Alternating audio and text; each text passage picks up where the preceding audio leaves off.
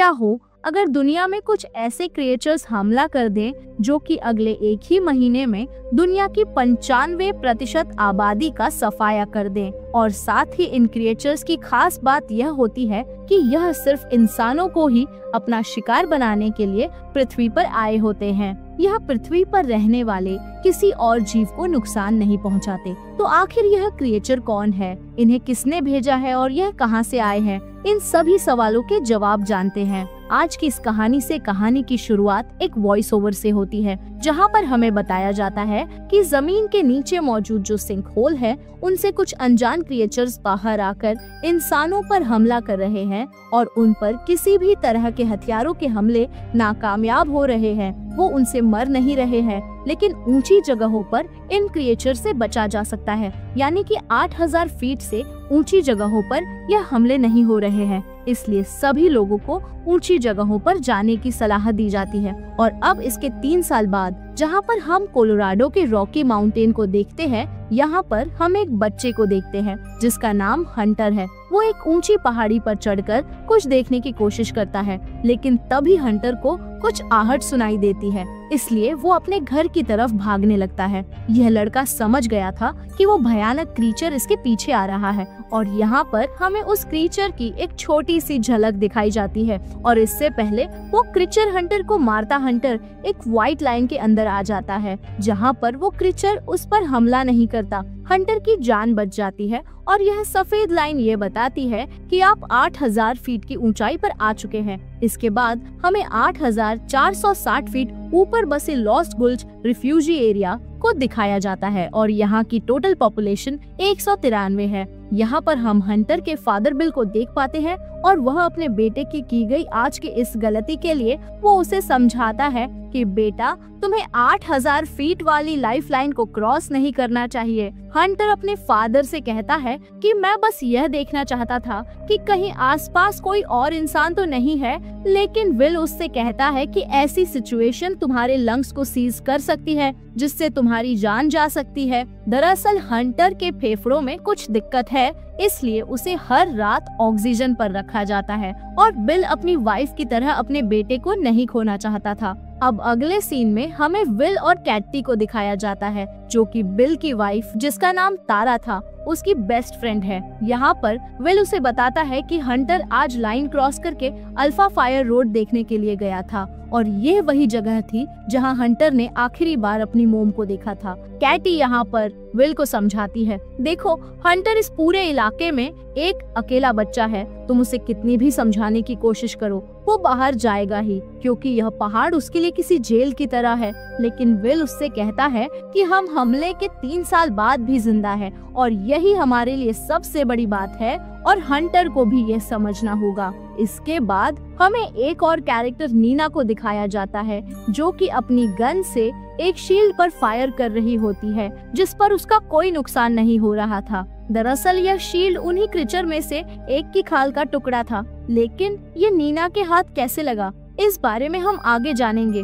अब उसी रात हंटर का ऑक्सीजन फिल्टर खराब हो जाता है, जिससे उसे सांस लेने में प्रॉब्लम होने लगती है, लेकिन विल जल्दी से आकर वो फिल्टर बदलकर हंटर की जान बचा लेता है। अब यह सब देखकर विल काफी टेंशन में आ गया था, इसलिए वो मैप खोलकर वेल्डर की जगह देखता है और विल वहां जाने के बारे में सोच रहा था। खैर, अब अगले दिन जब हंटर का बर्थडे था, तब विल उससे बताता है क्योंकि तुम्हारे सारे फिल्टर खराब हो रहे हैं, इसीलिए मुझे जाना होगा। लेकिन हंटर अपने फादर को जाने नहीं देना चाहता था, क्योंकि ऐसे ही उसकी माँ भी गई थी और कभी वापस नहीं आई। लेकिन बिल उससे प्रॉमिस करता है कि बेटा, मैं जरूर वापस लौटूंगा। अब उसी रात बिल नीना के पास जाता है और उसे हंटर के बारे में बताता है, जिस वजह से वो कल वोल्डर के लिए निकलने वाला है, क्योंकि उसके पास इसके अलावा दूसरा कोई रास्ता नहीं था। लेकिन नीना उसे समझाती है, वो कहती है कि यह नामुमकिन है, तुम उन क्रीचर का सामना नहीं कर सकते, तुम जल्द ही मारे जाओगे। जिस पर नीना उससे कहती है कि मैं सारे मैप्स और रास्तों को जानती हूँ और ऐसा कोई रास्ता नहीं है जो कि तुम्हें हमेशा 8000 फीट की ऊंचाई पर रख सके, और 8000 फीट से थोड़ा नीचे जाने पर तुम जैसे ही अपनी सांसों से कार्बन डाइऑक्साइड रिलीज करोगे, वो तुम्हें तुरंत ही ढूंढ लेंगे और मार देंगे, क्योंकि वोल्डर तक पहुंचने के लिए इसे 2 दिन का समय लगने वाला था। अब यहाँ पर बिल नीला से कहता है कि तुम ही एक ऐसी सर्वाइवर थी जो उन क्रिएचर्स से लड़ी थी और जिंदा भी बची थी, और यह सालों से उन पर रिसर्च भी कर रही है। इसे उनसे लड़ने की स्ट्रेटेजी अच्छे से पता है, और वोल्डर में नीना की लैब भी है। क्या पता नीना को वहाँ पर इन क्रिएचर्स को मारने का कोई तरीका मिल जाए। यहाँ पर हमें पता लगता है कि नीना एक रिसर्चर है, और विल की वाइफ तारा भी नीना के साथ ही थी जब उसकी जान गई थी। अब यहाँ पर विल उसे कोलावे माइंस के रास्ते से चलने के लिए बोलता है, जो कि पहाड़ों के बीच से बना हुआ है, लेकिन नीना उसे समझाती है कि ये रास्ता एक ट्रैप है और अगर तुम वहाँ गए तो मारे जाओगे। लेकिन वो नीना से कहता है कि मुझे इन रास्तों के बारे में अच्छे से पता है, क्योंकि मैंने वहाँ पर काम किया है। लेकिन नीना को उसका ये प्लान बिल्कुल ठीक नहीं लगता, क्योंकि अगर वो वोल्डर तक पहुँच भी गया तो वो एरिया इस ऊंचाई से 2000 फीट नीचे है, जहाँ पर वो क्रिएचर आसानी से बिल को अपना शिकार बना लेंगे। लेकिन बिल अपना इरादा नहीं बदलता, वह यहाँ से चला जाता है, और वहीं हमें नीना को एक ट्रैकर पर काम करते हुए दिखाया जाता है। खैर, अब अगले दिन बिल का साथ देने के लिए उसकी दोस्त कैटी भी आ जाती है, और बिल के मना करने के बावजूद भी वो उसके साथ जाने के लिए तैयार हो जाती है। कैटी उसे समझाती है कि विल देखो, हमें एक न एक दिन इन क्रिएचर्स का सामना तो करना ही पड़ेगा, तो आज ही क्यों नहीं। इसलिए यह अपना सफर शुरू करते हैं, और रास्ते में इन्हें नीना भी मिलती है।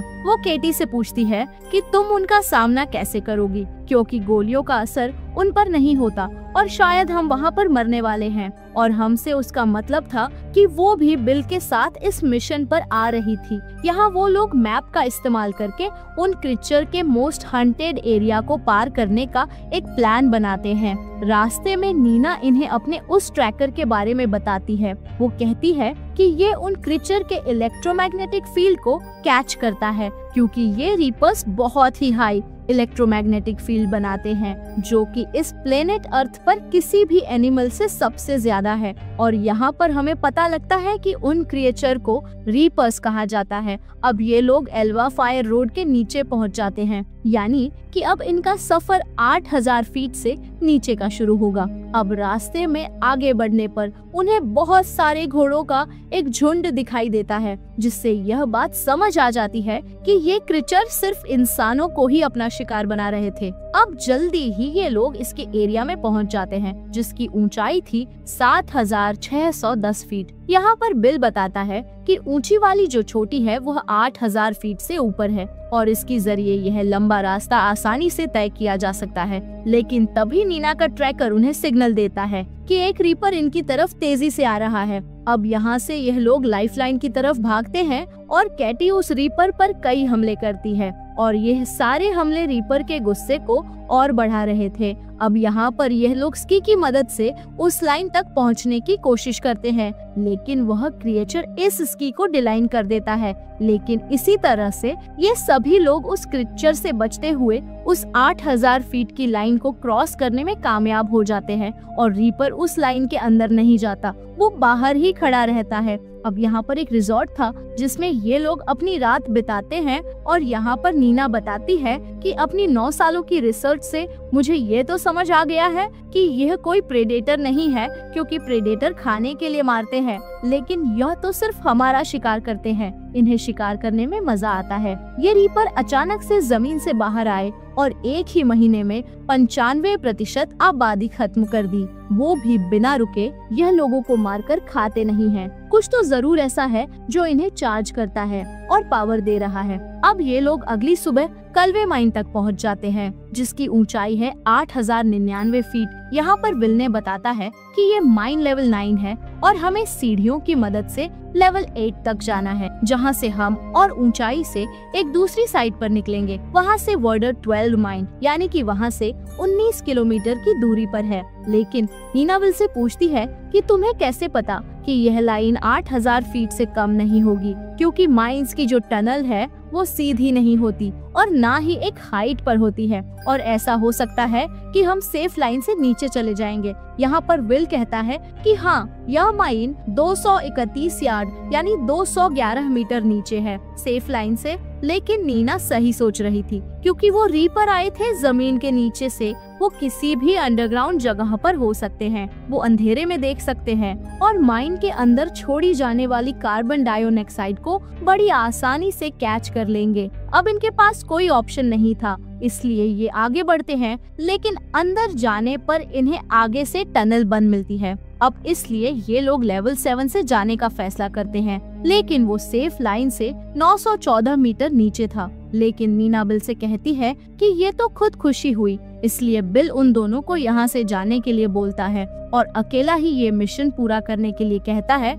लेकिन बाद में ये दोनों भी उसके साथ जाकर ये मिशन करने के लिए ठान लेती है और लेवल 7 माइन से नीचे जाने पर इन्हें समझ आ जाता है कि ये लोग रीपर्स की नजर में आ चुके हैं। अब जैसे ही ये लोग अपनी लाइट्स बंद करते हैं, उन्हें रीपर्स की आवाज आती है। अब इसीलिए वो उनसे बचकर भागने लगते हैं और माइन के एक छोटे होल में जाकर अपनी जान बचाते हैं। ये यहाँ पर अपनी सांस से रोक लेते हैं, लेकिन रीपर अपनी पूंछ में मौजूद सेंसर से इनकी सांसों को सेंस करने की कोशिश करता है। तभी कैटी को दूसरी तरफ से एक लाइट दिखाई देती है और ये उस रीपर को फ्लेयर की रोशनी से डिस्ट्रैक्ट करके वहाँ से निकलने की कोशिश करते हैं। लेकिन दूसरी साइड भी एक रीपर खड़ा था जो कि केटी की जान ले लेता है, उसे अपने साथ खींच कर ले जाता है। अब इस वजह से नीना और विल को थोड़ा टाइम मिल जाता है और वो इस माइन से बाहर निकल जाते हैं। अब केटी का इन्हें दुख तो होता है, लेकिन यह कुछ कर नहीं सकते थे, इसीलिए ये लोग आगे बढ़ते हैं और रात में एक टूटे हुए घर में रुकते हैं। यहाँ पर इन्हें एक कार भी मिलती है जो कि अच्छी कंडीशन में थी। अब डिनर के वक्त नीना विल को बताती है कि लैब में पराक्लस नाम का एक केमिकल है जो कि मैग्नीशियम ऑक्साइड का एक क्यूबिक वर्जन है और मुझे वो चाहिए, क्योंकि नीना का ऐसा मानना था कि हम उन रीपर्स की स्किन को इसलिए भेद नहीं सकते क्योंकि वो इलेक्ट्रिकली चार्ज है। उनकी बॉडी में किसी तरह का एक डिफेंस मैकेनिज्म है और अगर बुलेट पर पराक्लस की लेप लगाकर उन पर फायर किया जाए तो ये 1 मिलियन वोल्ट का रिएक्शन करेगा, जिससे एक अनकंट्रोलेबल इंटरनल कन्वर्शन होगा, जिससे वो रीपर मारे जाएंगे। लेकिन विल को नीना की रिसर्च काफी बेवकूफी वाली लग रही थी। खैर, अब अगले दिन ये लोग उस कार की मदद से वोल्डर हॉस्पिटल पहुंच जाते हैं, जहां पर 5वें फ्लोर पर विल को फिल्टर मिल जाते हैं। लेकिन तभी एक रीपर इन पर हमला कर देता है, लेकिन किसी तरह से ये उससे अपनी जान बचाते हैं। ये लोग यहाँ ऑक्सीजन सिलेंडर में फायर करके उस रीपर को कुछ देर के लिए धीमा कर देते हैं। अब मौका मिलते ही ये लोग यहाँ से भागकर सीधा नीना की लैब में जाते हैं, जहाँ पर नीना मैग्नीशियम ऑक्साइड के लेप को तैयार करने लगती है। यहाँ पर विल को नीना के परिवार की फोटो मिलती है। अब नीना विल को बताती है कि मेरी टीम कोबाल्ट नाम के एक केमिकल से बैटरी के इलेक्ट्रॉन के फ्लो को 3 गुना तक बढ़ाने पर रिसर्च कर रही थी। लेकिन तभी यहाँ पर रीपर्स का हमला हुआ और मेरा पूरा परिवार उसमें मारा गया। साथ ही यहाँ पर नीना बिल को यह भी बताती है कि मैंने तुम्हारी वाइफ तारा को कभी भी अपने साथ आने के लिए फोर्स नहीं किया था, वो अपनी मर्जी से ही मेरे साथ आना चाहती थी। विल बोलता है कि जो भी हुआ उसमें किसी की भी कोई गलती नहीं थी। खैर, अब नीना को यहाँ पर एक बार और नाकामयाबी हाथ लगती है, जब वो इस लैब को तैयार करने के बाद उस गोली को रीपर की उस शील्ड पर मारती है। वो शील्ड अभी भी ठीक था। अब नीना बिल को यहाँ से जाने के लिए कहती है, क्योंकि उसे अब यहाँ पर रीपर्स को मारने के लिए और भी एक्सपेरिमेंट करने थे, जिसमें या तो वो इन रीपर्स को मारेगी या खुद मर जाएगी। अब विल अपने बेटे हंटर की वजह से नीना की बात मानकर यहाँ से जाने लगता है, लेकिन रास्ते में उसकी कार का टायर फट जाता है और वो पलट जाती है। वहीं इस तरफ एक रीपर भी नीना के करीब आने लगता है। तभी नीना को याद आता है कि अभी तक उसने कोबाल्ट का यूज नहीं किया है, क्योंकि कोबाल्ट बैटरी के इलेक्ट्रॉन फ्लो को 3 गुना तक बढ़ा सकता है, तो ये जरूर कन्वर्शन में भी काम आ सकता था। अब इसलिए नीना जल्दी से कोबाल्ट का लेप अपनी बुलेट पर लगाती है और जैसे ही रीपर नीना पर हमला करने के लिए आता है, वो उस पर फायर कर देती है। वहीं दूसरी तरफ हमें बिल को दिखाया जाता है, जो कि उस गाड़ी से उठकर ऊंचाई की तरफ भाग रहा था और छिपने की कोशिश कर रहा था, लेकिन रीपर ने उसे हर तरफ से घेर लिया था। यहाँ पर विल उन पर कई गोली चलाता है और आखिर में हार मानने ही वाला होता है, लेकिन तभी एक गोली आकर रीपर को लगती है और वो नीचे गिर जाता है और तभी रीपर में एक जोरदार धमाका होता है और वो फट जाता है। और यह गोली नीना ने चलाई थी, यानी कि अब नीना ने इन्हें मारने का तरीका खोज लिया था कोबाल्ट की मदद से। अब यहाँ पर मौजूद जितने भी रीपर्स थे, नीना एक एक करके उन सभी को मारने लगती है और यहाँ पर इन रीपर्स के टुकड़े देखकर नीना और विल समझ जाते हैं कि ये रीपर्स कोई असली क्रिएचर नहीं थे, बल्कि ये मशीन थे जो कि ना खाते थे, ना सांस लेते थे और ना सोते थे। इनका टारगेट सिर्फ इंसानों को ही खत्म करना था। वो 8000 फीट से ऊपर नहीं जा पाते थे क्योंकि शायद उन्हें ऐसा ही बनाया गया था। लेकिन आखिर इन्हें किसने बनाया, इसके जवाब में वो दोनों आसमान की तरफ देखते हैं। अब क्योंकि बचे हुए सभी लोगों को पता लग चुका है कि इन रिपर्स को कैसे मारना है, इसीलिए वो ग्रुप्स में निकल पड़ते हैं इन रिपर्स का शिकार करने के लिए। और इसी के साथ ये फिल्म, ये कहानी यहाँ खत्म हो जाती है। आखिर में हम उन क्रिएचर्स को सिर्फ मरता हुआ देखते हैं दोस्तों। अब इसी सस्पेंस के साथ ये फिल्म यहाँ खत्म हो जाती है। अब इसी के साथ ये मूवी तो यहाँ पर खत्म हो जाती है। ये मूवी आपको कैसी लगी हमें कमेंट करके बताइए और आगे ऐसी कहानी देखने के लिए हमारे चैनल को सब्सक्राइब कर लीजिए।